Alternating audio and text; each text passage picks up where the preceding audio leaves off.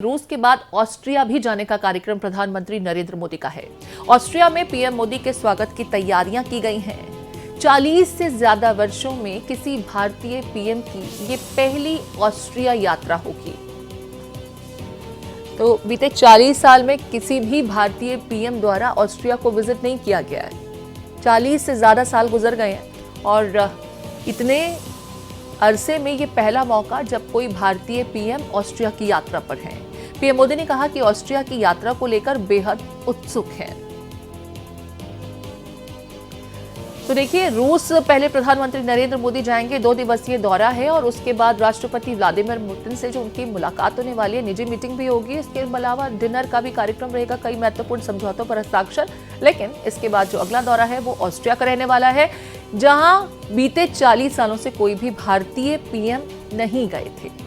मोहित शुक्ला मेरे साथ जुड़ गए। मोहित का मैं रुख कर लेती हूँ। मोहित, प्रधानमंत्री नरेंद्र मोदी 2 दिवसीय रूस के दौरे पर जा रहे हैं। यहाँ कई महत्वपूर्ण कार्यक्रम उनके हैं जो शेड्यूल किए गए हैं, लेकिन खलबली हमारे पड़ोसी देशों में ज्यादा है। पाकिस्तान और चीन खास करके इस दौरे पर नजर बनाए हुए हैं कि इस दौरे के दरमियान भारत और रूस के बीच क्या कुछ समझौते होते हैं। देखिए प्रीति, आपको बताना चाहूंगा, प्रधानमंत्री नरेंद्र मोदी का ये 2 दिवसीय जो यात्रा है ना ऑस्ट्रिया और रूस की, ये बहुत महत्वपूर्ण यात्रा होने जा रही है। और देखिए, प्रधानमंत्री नरेंद्र मोदी 5 साल के अंतराल के बाद रूस की आधिकारिक यात्रा पर है।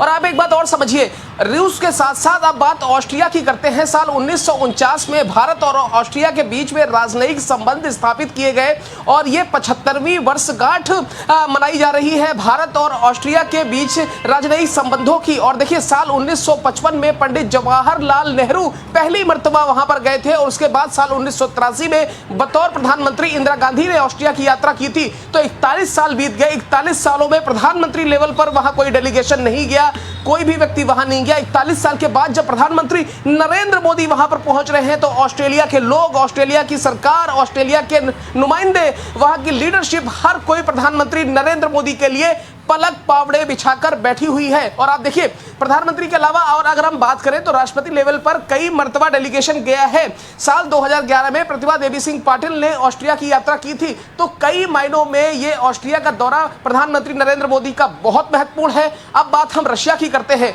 यानी कि आज शाम लगभग 6:30 बजे के आसपास प्रधानमंत्री नरेंद्र मोदी रशिया पहुंच जाएंगे और सुबह लगभग 11:30 बजे के आसपास उनका जाने का कार्यक्रम है। तो जैसे ही वो रशिया पहुंचेंगे तो वहां पर ये उनका दौरा महत्वपूर्ण इसलिए होने वाला है कि कई सारे द्विपक्षीय मसलों को लेकर वार्ताएं होंगी, कई सारी चीजों पर हस्ताक्षर हो सकते हैं, कई सारे एमओयू साइन हो सकते हैं। और सबसे बड़ी बात यह है कि 5वीं पीढ़ी का जो सुखोई 57 है उसको लेकर भी बात हो सकती है। और आप देखिए, पहले जब सुखोई आए थे तो उस समय हमने देखा था किस तरीके से पड़ोसी मुल्कों की सांसें फूल गई थी। तो इस बार अगर सुखोई 57 पर बात बन जाती है और हमें मिल जाते हैं तो आप देखिए, भारत की वायुसेना को एक नया रीढ़, नई आधार मिलेगा। यही वजह है कि भारत और रशिया के बीच में द्विपक्षीय वार्ताओं, द्विपक्षीय संबंधों को लेकर पड़ोसी देशों में, जिसका जिक्र आपने भी किया, खलबली मची हुई है।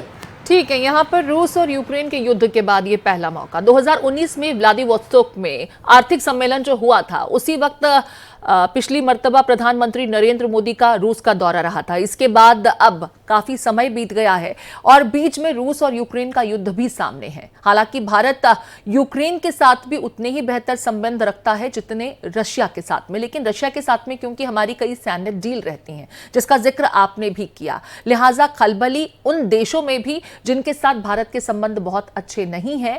और एक संकेत यहां से क्या जाता हुआ अंतर्राष्ट्रीय समुदाय को, क्योंकि भारत अमेरिका के साथ भी दोस्ताना संबंध रखता है, लेकिन रूस भी हमारा उतना ही अच्छा दोस्त है।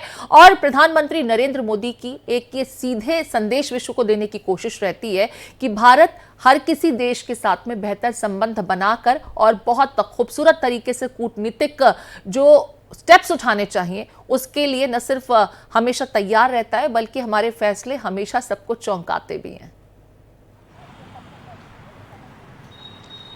देखिए प्रीति, एक बात समझनी पड़ेगी। प्रधानमंत्री नरेंद्र मोदी हमेशा से ये कहते आए हैं कि भारत युद्ध का नहीं बुद्ध का देश है, और हमने खुद रक्षा मंत्री राजनाथ सिंह को कई मौकों पर ये सुना है। वो कहते हैं कि साहब हम पहले युद्ध छेड़ते नहीं हैं, और अगर किसी ने छेड़ दिया तो हम उसे फिर छोड़ते नहीं हैं। 71 में हमने अंजाम देख लिया, 1999 में हमने कारगिल में भी अंजाम देख लिया पाकिस्तान का किस तरीके से हुआ था। उससे पहले हमने 65 में चाइना का भी अंजाम देख लिया। तो चाहे चाइना हो, पाकिस्तान हो, कोई भी पड़ोसी देश हो, वो हमेशा से भारत के साथ युद्ध छेड़ने का अंजाम देख चुका है। और आप एक बात समझिए कि रशिया के जितने अच्छे संबंध हिंदुस्तान के साथ हैं, उतने ही हमारे पड़ोसी मुल्क चाइना के साथ भी हैं। ठीक उसी तरीके से जितने अच्छे संबंध भारत के यूक्रेन के साथ हैं, उतने ही अच्छे भारत के संबंध रशिया के साथ हैं। यही वजह है कि जब हमने देखा था कि यूक्रेन के राष्ट्रपति ने खुद भारत से यह गुहार लगाई थी कि साहब अब आप इंटरवीन करिए और रशिया को कहिए कि साहब आप युद्ध में विराम लगा दें, युद्ध को छोड़ दें। लेकिन रशिया के आपने सुना था व्लादिमीर पुतिन ने किस तरीके से यह कहा था कि हमने पहले युद्ध नहीं छेड़ा है, लेकिन अगर आपने छेड़ दिया है तो हम छोड़ेंगे नहीं। तो भारत की और रशिया की जो रणनीति है और जो युद्ध की रणनीति है, वो लगभग एक स्तर पर एक जैसी ही है। हमेशा से पड़ोसी को हम सम्मान देते आए हैं, वसुधैव कुटुंबकम की भावना को हम चरितार्थ करते आए हैं। लेकिन अगर किसी ने दुश्मनी निभाई है तो हमने फिर शिद्दत से दुश्मनी भी निभाई है, और दोस्ती निभाई है तो फिर हमने जी जान से दोस्ती भी निभाई है। तो दोस्ती हो या दुश्मनी, जो कुछ भी किया है, बिल्कुल भारत की जो कूटनीतिक समझ है उसके मुझे लगता है अंतर्राष्ट्रीय पटल पर अब तमाम देश भी कायल हैं, क्योंकि बीते कुछ सालों में भारत ने अंतर्राष्ट्रीय प्लेटफॉर्म पर न सिर्फ अपनी प्रेजेंस को लोगों को जताया है, समझाया है, और लोग उसकी महत्ता को भी समझने लगे हैं। आज प्रधानमंत्री नरेंद्र मोदी का महत्वपूर्ण रूस का दौरा रहने वाला है। भारतीय समुदाय को यहां पर संबोधित करेंगे प्रधानमंत्री मोदी। अज्ञात सैनिक की समाधि पर पुष्पांजलि अर्पित करेंगे। रूस के राष्ट्रपति व्लादिमीर पुतिन के साथ में एक निजी बैठक होने वाली है। द्विपक्षीय वार्ताओं पर भी कई महत्वपूर्ण समझौतों पर मुहर लगने की उम्मीद जताई जा रही है। बहुत खास महत्वपूर्ण दौरा। इसके बाद 2 दिन के इस दौरे के बाद ऑस्ट्रिया भी जाने का प्रधानमंत्री नरेंद्र मोदी का कार्यक्रम, जहां पर उनके स्वागत के लिए जबरदस्त तैयारियां की गई हैं।